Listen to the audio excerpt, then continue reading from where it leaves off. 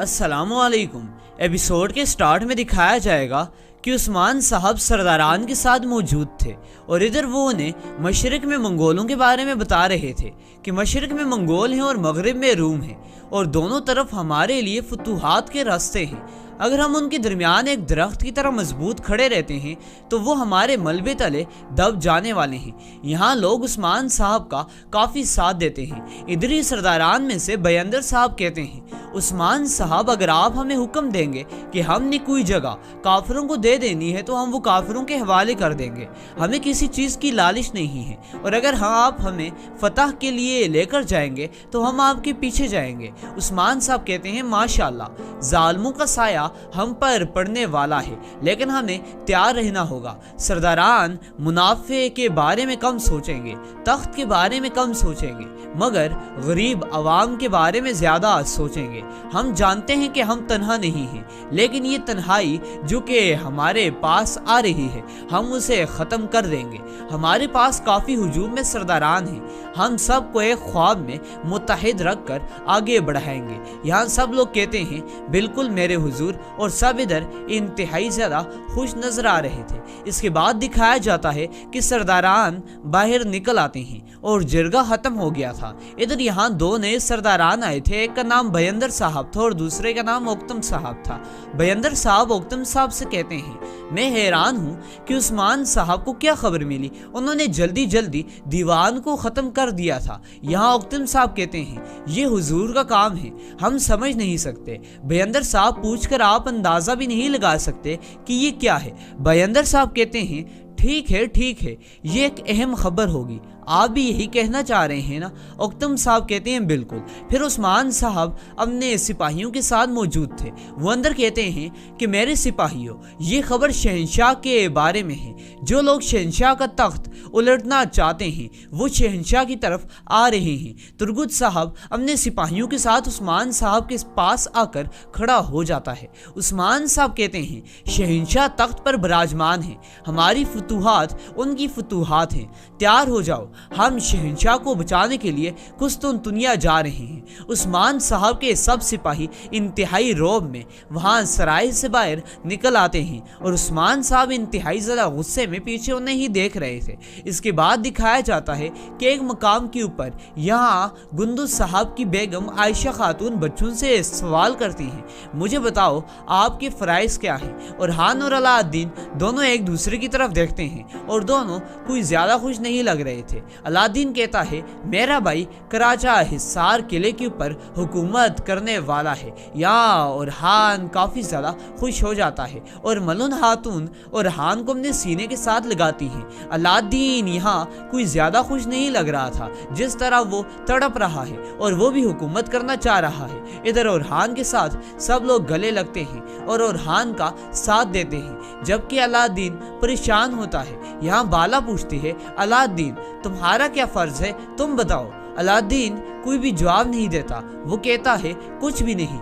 यहाँ बाला खातून इंतहाई ज़्यादा परेशान हो जाती हैं और अलाउद्दीन कहता है, मेरे लिए कोई जिम्मेदारियाँ नहीं हैं, यही तो उस्मान साहब का हुक्म है। और सब मुस्कुराते हैं, लेकिन यहाँ अलाउद्दीन काफ़ी ज़्यादा परेशान लग रहा था। इसके बाद दिखाया जाता है कि उस्मान साहब के सिपाही आपस में गुफ्तगू कर रहे थे और वो अपने आप को तैयार भी कर रहे थे कुस्तुनतुनिया जाना जो था उन्होंने। यहाँ सिपाही आपस में ये बातें कर रहे थे कि हमने दुश्मन के दिल को अपना घर बनाया है, अब हम उसके दिल को कोई भी तकलीफ नहीं पहुंचाने देंगे। इंशाल्लाह हम में से किसी को भी कोई भी तकलीफ नहीं होगी। तुर्गुत इधर हंस कर कहता है, इंशाल्लाह कोतान चलो, वक्त आ गया है। सब सिपाही दरअसल इधर अपने असले से अपने आप को लेस कर रहे थे। इसी दौरान एक औरत आती है जो कि कहती है, सिपाहियों आप सब तैयार नजर आ रहे हैं माशाल्लाह। और जैर कुताए जो ही उसे देखता है तो एकदम से डाल लेता है बुरान सिपाही से और वो लेकर जैर कुताए अपने आप को उसके पीछे छुपा लेता है।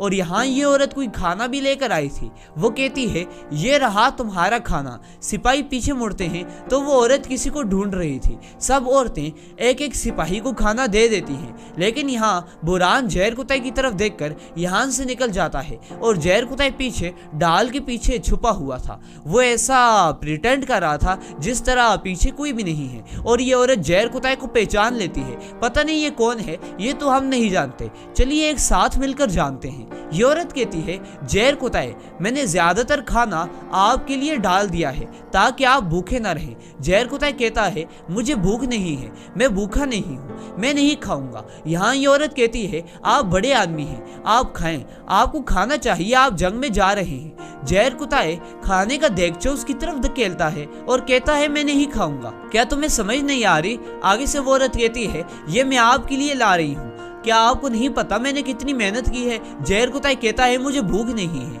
क्या तुम सुन ही रही हो ना? और ये कहकर जहर कुताई यहाँ से भाग रहा होता है तो यहाँ पीछे से औरत कहती है, खैर कोई बात नहीं, मैंने तला हुआ गोश्त बनाया था और खैर है तुम जा रहे हो तो इसमें से बहुत कुछ, उसमें गाय की ज़बान भी थी, चूंकि आप ये लेना नहीं चाहते तो मैं इसे वापस ले जाती हूँ और ख्वातीन को खिला देती हूँ।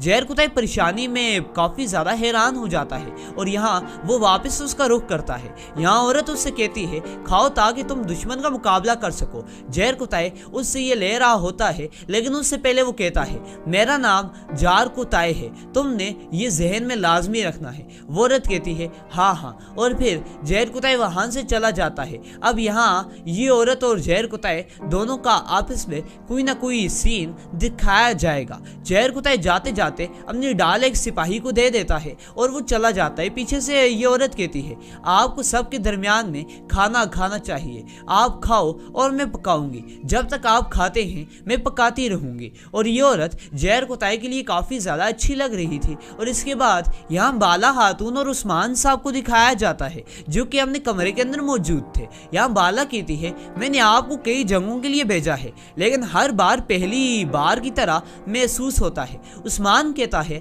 हमारे दुश्मनों की तादाद रोज बरोज बढ़ती जा रही है जो कि हमारे लिए खतरा भी है, हमारी लड़ाइयों में इजाफा हो रहा है। बाला कहती है, हम तोसी हो रहे हैं, हमारे बेटे बड़े हो रहे हैं और इसी के साथ साथ हम जरगे मुनक्किद कर रहे हैं जिनमें हम रियासत के मुस्तकबिल के बारे में सोच रहे हैं। उस्मान कहता है, माशाल्लाह माशाल्लाह, वो बड़े हो गए हैं, दोनों बच्चे अब समझदार भी हैं। बाला कहती है, मेरे हुजूर, और वो कहती है, कुछ और भी है जो मैं आपको बताना चाहती थी। उस्मान साहब कहते हैं, जी जी। उस्मान साहब बाला खातून से तलवार लेते हैं और कहते हैं, बताओ बाला, मैं तुम्हें सुन रहा हूँ। बाला इंतहाई ज़्यादा परेशान लग रही थी और यकीनन वो अलाउद्दीन के बारे में ही उस्मान साहब के सामने पेश करना चाहती थी। वो कहती है, मैं अभी सिर्फ आपके लिए कुछ महसूस करना चाह रही थी, लेकिन मैं सिर्फ ये कहना चाहूँगी कि अल्लाह पाक आपकी हिफाजत फरमाए, आप फातेह बनकर वापस लौटें। और बाला उस्मान साहब ताकि परेशानी में मुब्तला न हो इसीलिए उन्हें पूरी बात नहीं बताती और उस्मान साहब भी ये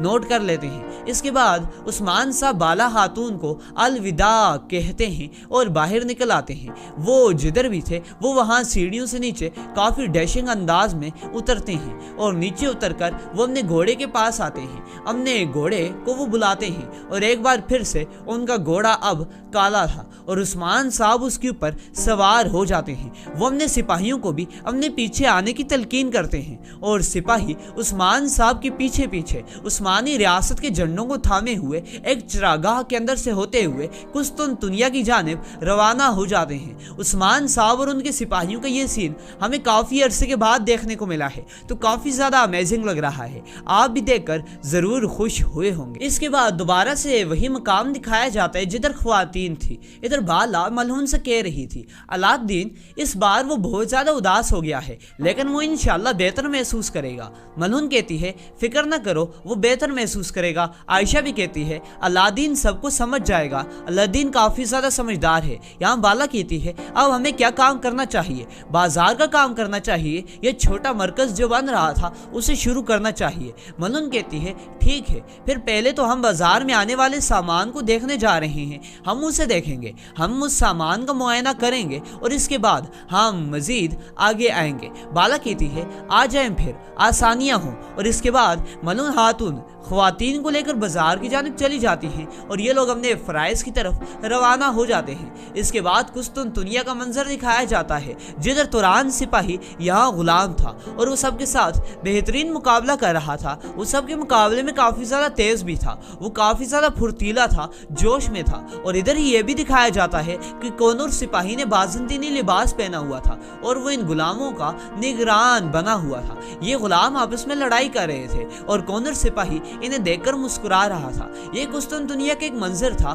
اور جس جگہ پر یہ لوگ پریکٹس کر رہے تھے اسے گلیڈیٹر ارینا کے نام سے جانا جاتا ہے۔ یہ قسطنطنیہ میں بازنطینی ریاست کی ایک عظیم نشانی تھی جو کہ کافی زیادہ پسند میں رہتی تھی۔ اب آپ کو ہم یہ بھی بتاتے چلیں کہ عثمان صاحب نیکسٹ آنے والی ایپیسوڈ میں اسی قسطنطنیہ کے اوپر حملہ کرنے جا رہے ہیں اور اس ارینا کے اندر مختلف لوگوں کو وہ اپنے قتل کا نشانہ بنا لیں گے۔ اس کے بعد آپ کو سیزن کافی زیادہ امیزنگ لگے گا۔ تو اگر آپ کرلوش عثمان سیزن 4 دیکھنا چاہتے ہیں تو ہمارے اس چینل کو سبسکرائب بھی کر لیں اور ساتھ ہی ساتھ موجود بیل آئیکن پر بھی کلک کریں تاکہ آپ ہماری نئی آنے والی ویڈیوز کو سب سے پہلے دیکھ سکیں۔ آپ سے ملاقات کرتے ہیں ایک نئی ویڈیو کے ساتھ۔ آپ اجازت دیں، اللہ حافظ۔ السلام علیکم دوستوں، کیسے ہیں آپ سبھی لوگ؟ اور میں فرحان علی ایک نئی ویڈیو لے کر آپ کی خدمت میں حاضر ہوں اور آپ سے یہی عرض کرتا ہوں کہ اپنے کریں اور کیا بولتے ہیں اپنے ایمان لوگوں کے کریں اور اپنے ایمان کو پکا کریں، نماز پڑھیں، زکوٰۃ دیں، روزہ رکھیں۔ یہی آپ سب کا عمل ہے۔ ایسا آپ کریں گے تو انشاءاللہ آپ کامیاب ہوں گے، اور اگر اس راہ پہ آپ نہیں چلے تو آپ ناکام ہوں گے۔ اسی طرح بہت سارے